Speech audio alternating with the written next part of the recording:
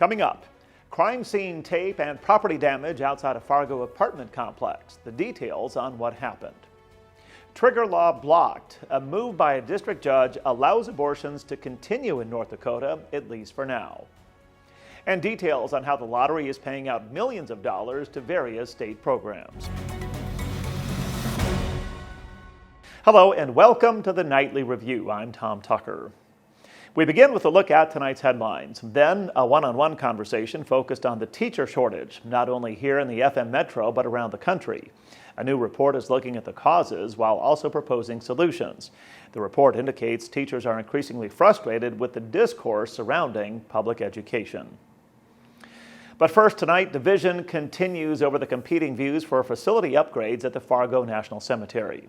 A VA official from Fort Snelling attended an open house at the cemetery in Fargo today, and while there, talked about a VA plan to add a vault toilet on the cemetery grounds. But Fargo veterans, including Rick and Jim Grollam and Jason Hicks, are among those who oppose the vault toilet, asserting it would desecrate the grounds. Those veterans are involved with the Fargo Honor Guard, which is behind an effort to build a new shelter and chapel on private property next to the cemetery using only private funding. A representative for Senator John Hoeven expressed hope and optimism that both sides would come to a resolution. The commander of the Fargo Honor Guard has been suspended by the Veterans Administration from performing volunteer services at the Fargo National Cemetery. So Jason, as a volunteer, was suspended for 6 months for, without any due process or any evidence or any trial or any conflict resolution. It was just a, hey, you're suspended. Veteran Tom Krabenhoff spoke with WDAY News First on behalf of Jason Hicks, who's also the commander of United Patriotic Bodies. Krabenhoff contends Hicks was suspended for 6 months because of his opposition to that VA plan to add the outhouse at the cemetery that I previously mentioned. Hicks and other local veterans support building an expansive shelter on private land near the cemetery, as mentioned, which again would be paid for using private funding. A district judge is temporarily blocking North Dakota's trigger law banning abortion. The judge granted a temporary injunction against the law that would have gone into effect today. The Center for Reproductive Rights announced Wednesday that abortion services will continue in the Red River Women's Clinic in Fargo. The clinic was set to suspend services today with plans to move to a new facility across the border in Minnesota. Attorney General Drew Wrigley has announced he will recertify the enactment of the trigger law. Police are giving us more details on the crash into a South Fargo apartment complex. Just before 2 o'clock this morning, a juvenile driver was headed down 35th Street South at a high rate of speed when he lost control of the car. He hit several objects, including an electrical box, and rolled the car, hitting the Nest apartment complex. Fargo police say the driver and passenger suffered non-life-threatening injuries. The driver has been referred to juvenile court for several charges, including driving under the influence. The city of Fargo is asking for public input on proposed changes to 2 downtown ordinances. One of the ordinances would do away with the permit requirement for sidewalk entertainment. The other would limit the use of amplified noise, or sounds rather, on the right-of-ways. City officials say there have been a number of noise complaints from downtown residents. Comments must be made in writing to the city auditor's office or online at the city's website. Fargo Jet Center's flight school is expanding its training fleet. The company has added 4 Cessna 172R aircraft to their fleet. We're told the planes feature Garmin G1000 avionics, which gives student pilots situational awareness and make flying safer. The flight school now has 14 planes in its fleet. The North Dakota Lottery is contributing millions to the state. Attorney General Drew Wrigley has announced the state lottery had provided $6.7 million to various state programs. Wrigley says $5.6 million went to the state's general fund and $800,000 was allocated to the Multi-Jurisdictional Drug Task Force Grant Fund. Another $320,000 was contributed to the Compulsive Gambling Prevention and Treatment Fund. Well, some people living in rural areas of North Dakota will soon get a boost in their internet service. The U.S. Ag Department says it's investing $18 million to provide high-speed internet to hundreds of people, businesses, schools, and farms in North Dakota and the state of Montana. Eligible residents will qualify for a $30 discount on service through the FCC Affordable Connectivity Program. North Dakota is coming near the top when it comes to safety since the arrival of COVID-19. Personal finance website Wallet Hub ranks the Peace Garden state 7th safest during the pandemic. 5 key metrics measured across all 50 states include positive testing rates, hospitalization rates, and level of community transmission. North Dakota ranked first in lowest death rates from the virus. About 175 service members assigned to the 148th Fighter Wing in Minnesota are back in country following a 4-month deployment in Saudi Arabia. The Air Force members returned yesterday and were greeted by loved ones. Pilots flew more than 4,000 hours in F-16 fighter jets in support of Operation Inherent Resolve. Many of the roughly 500 service members still deployed out of the 148th are expected to return over the next 2 weeks. Thanks for choosing the Nightly Review to stay on top of all the important news and events happening here in the FM Metro. If you haven't done so already, please take a moment to subscribe and hit the bell button below. That way, you won't miss an episode.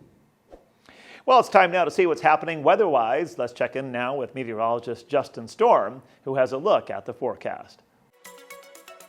Thanks, Tom. As we head through the remainder of this evening, we'll continue to see mostly sunny to partly cloudy conditions. Wind will be lightening up as well as it goes light throughout the overnight hours, and temperatures will cool to the mid-50s, and we'll warm back close to 80 on your Friday afternoon. Plenty of sunshine, a few passing clouds with light wind, and we'll see the heat returning for our weekend with temperatures back in the mid and upper 80s on Saturday, mostly sunny with a south wind 10 to 20 miles per hour and a slight chance for an isolated storm or two throughout the overnight hours of Saturday.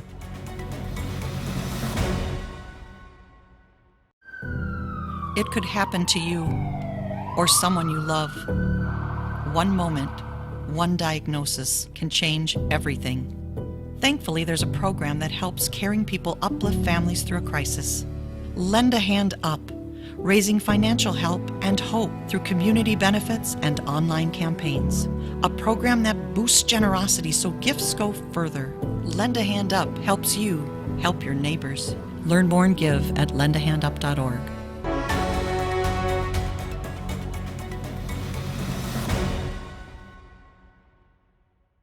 Welcome back to the Nightly Review.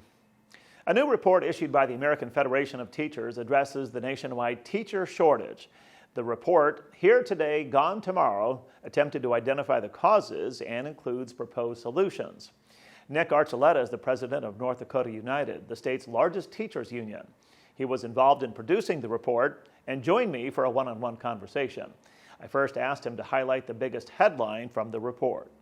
Well, I think the newsworthy headlines would be that this is a widespread issue, not just locally or regionally, but it's a nationwide issue. The fact that we have such a teacher shortage and its causes, and as well as the some practical solutions that we might take to mitigate it. Years ago, we believed that this was just simply a recruitment and retention issue, but it has lingered, and the pandemic hasn't helped. And there are other causes for the teacher shortage. So right now, it is a full-on teacher shortage, and we have to do something to get folks to take this issue seriously, and we hope that some of the practical solutions that are offered up in this report will be helpful. I asked Archuleta to elaborate on the causes identified in the report for the teacher shortage. Yeah, in the research leading up to the report, there were surveys taken of teachers. One was a survey that was put out by the American Federation of Teachers. The National Education Association also had a survey out, the RAND Corporation. And locally in North Dakota, we did a survey last January about recruitment and retention for teachers. And basically what the RAND report and the AFT and NEA reports or surveys showed mirrored what we in North Dakota had learned last January. And if you don't mind, I'll just lay out a couple of the findings from those reports. One is that teachers are feeling underappreciated and undersupported, and that's causing them to take a look elsewhere for employment. Teachers have skills that transcend education, and those skills are in demand by the private sector right now. And so when teachers are feeling underappreciated, they're willing to take a chance and go somewhere else to change their career and to perhaps earn more money, and then perhaps to have a different point of view. one of the biggest causes that we found out for teachers being or feeling underappreciated was oftentimes the discussion around education issues. And this was started probably back during the early days of the pandemic, when people were, we had the discussion about masks in schools, and some of those discussions at school board meetings got to be very heated. And teachers are basically non-confrontational individuals, and they don't like that sort of rancor at those meetings. The other thing happened then too was critical race theory. And in North Dakota, we've seen this issue raise its head again. There's a group from Minnesota who's setting up shop in North Dakota, who never set a foot in a classroom in North Dakota, by the way, but are alleging that critical race theory is being taught in North Dakota schools. It is not. So when teachers are put into these political scrums, they don't care for that. Teachers don't go into education because they want to be political players. They go into education because they have a genuine passion for helping students to succeed, not just in school, but in life after school. And that's the sort of thing that drives them in their profession. When they're unable to feel that satisfaction, it's for many of them, it was their cue to try something else. After Archuleta referenced teachers wanting to avoid the political fray, I asked for his thoughts regarding teachers who espouse their own political viewpoints and convictions in the classroom. Well, frankly, I don't know that happens nearly as frequently as some folks would lead you to believe. I think it's natural for students to be curious about different aspects about what's going on, say, in the news right now, and want to talk about some of that. I have never been, and North Dakota United certainly doesn't encourage teachers to espouse a set of political beliefs. I don't think that's helpful at all. But we shouldn't shy away from discussions about history. I mean, teach the truth. I don't think anybody would say that would want to shy away from teaching the truth about our history. And there's something else to remember too. In North Dakota especially, these are schools that are governed by locally elected school boards who are directly responsible to the stakeholders in their communities. If there is a question about what's being taught in a school, we have encouraged parents to say, hey, why don't you go talk to that teacher? Or why don't you go talk to your school board member? Why don't you go talk to your administrator? All of these groups of people would be happy to sit down with you and to have an in-depth discussion about what it is that is going on in the classrooms, and rightfully so. And parents, of course, we understand that they're the children's first educator. And we want to, as teachers, partner with parents to do those things that are in the best interest of the child. And by and large, we have done a very good job of that. I'd like to thank Nick Archuleta, president of North Dakota United, for joining me for tonight's one-on-one conversation about a new report addressing the teacher shortage happening locally and around the country. Now be sure to watch tomorrow night for part 2 of my conversation with Archuleta, in which he'll talk about the report's proposed solutions. Well, that will do it for this Thursday night, July 28th, 2022. I'm Tom Tucker. Thanks for watching the Nightly Review.